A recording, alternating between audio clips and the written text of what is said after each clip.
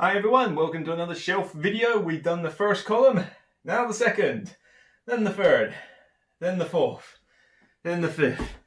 Hey! Well, it'll take me a while. Anyway, shouldn't need to show you a picture of the shelf because you can see probably about half of it anyway. But I'm going to be moving on to mostly Portal games now for the next couple of sessions, with one exception that I'll kickstart with first, just to wrap up the whole Fantasy Flight line. Here we go. New Angeles. This one, basically, do you know Android Netrunner? Well, hopefully you do if you're in the gaming world, but really cool LCG where you were essentially kind of like cyberpunky world. You know, you were hackers versus the corporations. Corporations have secrets you're trying to uncover. The hackers, the corporations trying to screw up the hacker's job. It was a really cool LCG, but the power creep was just way too fast to keep up with. This same universe, but what you do in New Angeles is effectively you have the map of New Angeles and you take control of one of those greedy corporations.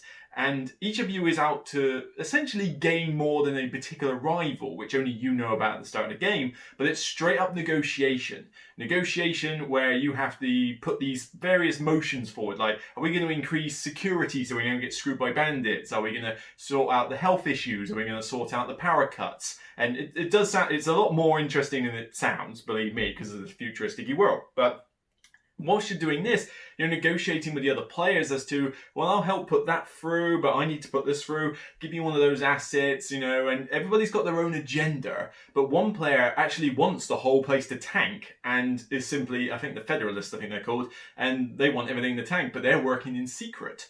So you've got a hidden traitor, active negotiation, and all in a 3-hour game. This is a long game, and I don't normally go for really long games, but negotiation games like this with a good theme, because the theme's very well represented here, it is a solid, underrated game. This one doesn't get a lot of press, and most negotiation games, I guess, don't. But honestly, give this one a look. Doesn't play that brilliantly unless you play with it. Well, it plays good with 5. It's best with 6. I wouldn't play it with 4. You really want the bigger groups for this. But this is underrated. If you like negotiation games and you want a good theme with one, then give this one a look. Your brain will hurt by the end of it from all the talking and all the thinking and stuff, but it's definitely worth a go. I have not played this in a while, and I would like to get it back to the table soon. Righty, Portal games now. I think I've got, what have I got here? I've got 1, 2, 3, 4, 5, 6 games from Portal, I believe, unless I've misallocated my stuff. But I like quite a lot of stuff from Portal games. Portal games are kind of like, Ignatius' theory is like, well, his motto is kind of like board games that tell stories. He makes a big deal of this, his book called it, and he says this is what his kind of ideology, is that the word, goes into his games. And that sings to me, because board games with a good theme that can tell a good story will actively sing to me, so it just kind of works. Don't go for every single game that Portal makes, but there's a few here that I love quite a bit, like they're really high in my top 100. First up, let's kick off with... let's go in order, it's a bit easier. So, Empires of the North, 1 to 4 players, and this is the most recent iteration of the other game on the shelf, Imperial Settlers. It's still got Imperial Settlers as a tagline, and I kind of wish they didn't put it in the same kind of universe, but I wish they just sort of called it Empires of the North and left it at that. Although soon, we're going to get Egyptians in this as a faction. North? But this one is a solid card game, and this was robbed in the Golden Geek Awards. I did a podcast on it recently, and where I was talking about some of the nominations, and this one didn't get nominated for card game. Oh, sorry, it got nominated but didn't win Best Card Game. This should have won Best Card Game, or at least come like runner-up. This is brilliant. You have your own settled clan, and it's basically get victory points, rush to 25 victory points, and then the game ends and total up what's at the end. But the mechanics are so simple, and the setup is ridiculously quick. In Imperial Settlers, you deck build, but this one you have your own clan. So I'm a little bit concerned that this is all going to go everywhere as soon as I tip it over, but with this one, each of you can take one of these 6 clans, and the expansions add another couple of clans each. And you've got the special actions that you do on a sort of rondelle that you can select each round. You can sail to these other islands that you can either pillage for bonus resources, or you can conquer for victory point and a special ability that only you can do. Nice things. But each of these clans is unique on how they work, how they play, what cards they have, and how they get victory points.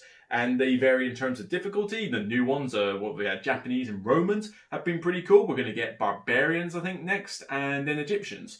So there's a lot of content. You know, Ignati's really keeping this one supported, and not just Ignasi, in fact, you know, Joanna, you know, lovely lady from Portal. So both of them have worked really good on this, and this is a fantastic game. I mean, it's got a brilliant solo mode in it for one player. Works fine with 2, 3, and 4 players. I suppose the only downside with more players is it just takes a bit longer, you know, because you are kind of doing a solitaire thing for the most part, apart from keeping up with certain people's abilities. So it's better as a 2-player than it is a 4-player, for example. But I really like it solo. I can literally just go faction deck, rondel, scenario sheet, that's set up, right, done. And then I just get going.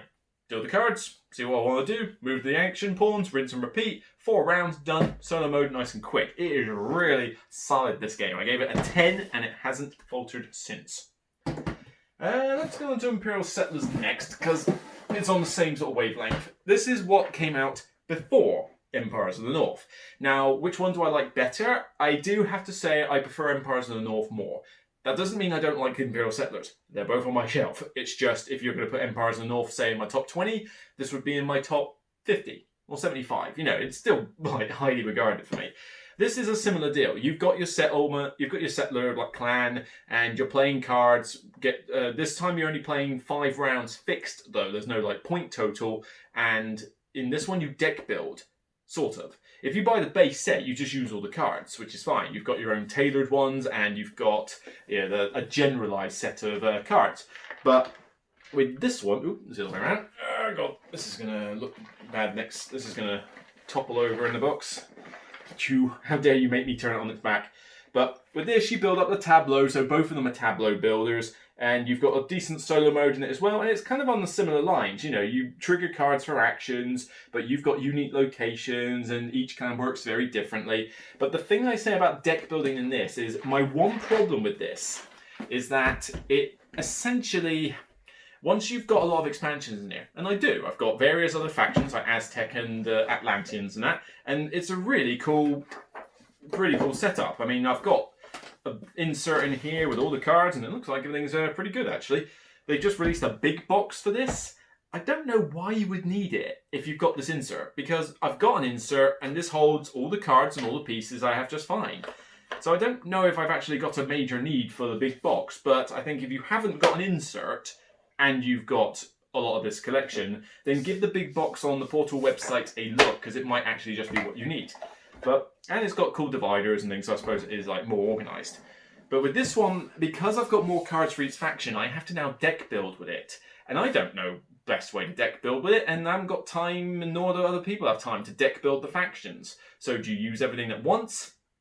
I don't know, it dilutes the deck a bit too much. So what I've got to have to do at some point is sit down with this game, deck build what I believe to be the best way to build all the factions in this game, and then leave it at that, and then just carry on. That will probably be the best bet rather than just using every single card in the game, but again, just need to find the time to do it. But it's still a fantastic game, you know, I still like playing it, it maybe has just got a bit bloated for its own good. Hence, Empires of the North has kind of overtaken this one for me, but I still really enjoy this one, and it will stay in the collection. You know, it's not going anywhere. All right, here's one that I've been, shall we say, singing the praises of. Pret Aporter. This is a 3+ hour economic heavy game. Yeah, take that in for a second. Hang on a minute. Luke can heavy economic games. Economic games, when they're heavy, I mean, I like light ones are fine, but the heavy economic ones feel too much like my job. I'm a tax accountant. I already deal with money going in and out and that. And the heavy economic games that you get, like City of the Big Shoulders and Power Grid and a few of these other ones, they're just so boring. It's just mind-numbingly boring, because they usually have some really dull theme, and then it's just a case of, well, let's invest in shares and a little bit of trading here. It's like, boring. It's like really lame. But with this one, this is a 3-hour economic game I get behind. A 9 out of 10 for me. You know, the only reason it's not a 10 out of 10 is purely because it is a 3-hour game, you know, and 3-hour game and 1 or 2 minor niggles, but I mean, like I say, very small niggles. So it's close to a 10 for me. But With Pret Aporter, it's a fashion industry.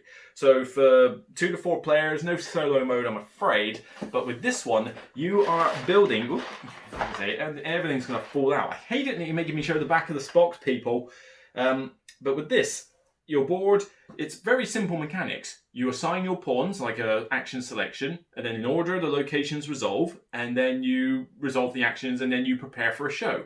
2 rounds of worker placement and 1 round of the show, rinse, repeat another 4 times for the whole year. And it's such a good, I mean, it's a good looking game. It's really colourful, but it's just a really nice, it's hard to say, the theme sells this one to me. You know, a 3-hour game about, oh yeah, I'll buy and sell coal. Whoopie-doo. But I'm not a fashion expert. I mean, look. But I do love the way it's worked in this, because the theme is strong. This feels like you are running a fashion business, because you've got to care about your prestige when you do the show, like put on a decent collection and impress the public. You know, do they want a big collection? Do they want trendy clothes? Do they want high quality materials? Or do they want... or do they just care more about your social media presence? This is all represented in here really well. And you can take loans at the start and it will still pay off later. You know, it's like taking a loan is not an automatic failure like in some economic games. And although it's still bad, again, unlike some other economic games. But the cool thing with this is just how that theme is super strong. I feel all the way through I'm running a fashion business, and I can come up with jokes and, you know, and banter all the way through about like how somebody's like obsessed with shoes, or how my materials are basically like practically slave labor or something, like the most rubbish material possible. And it's just stuff like, well, I mean, that sounds controversial, I guess, but that sort of stuff comes through in this. When I teach it to people, they tend to falter in their first game. You know, your first game will be a learning experience with this, but it's just really good fun and they want to play it again. And I want to play it again. I want to teach it to more people because I think, you know, this is me. One thing I believe with reviewing games or getting people's opinions is know what they don't like and then see if they like a game in that genre or not. Because that tells 1,000 words more than any review, or any like written piece in that. Because, for example, if I say, here's a deck builder, I really, really love this deck builder.